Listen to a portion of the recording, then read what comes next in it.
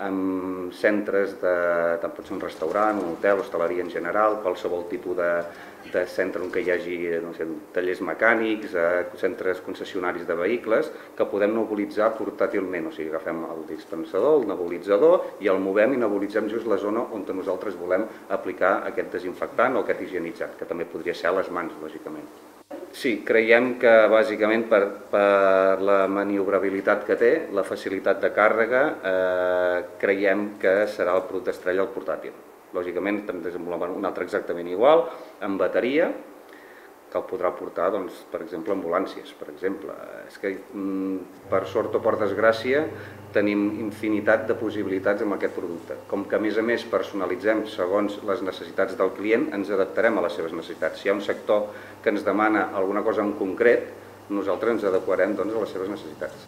El sector que més ens ha interessat en aquest cas ha sigut el sector hoteler.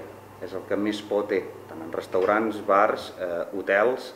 Aquest és un dels principals. També concessionaris de vehicles. El sector funerari. El sector funerari és un punt important perquè ha sigut desagradablement, molta gent no ha pogut vetllar el seu difunt.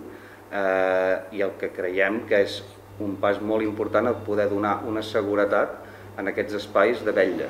Llavors, aquest producte creiem que pot ser donar un pas a que aquestes restriccions per vetllar el difunt no siguin tan exagerades i pugui haver-hi més volum de persones.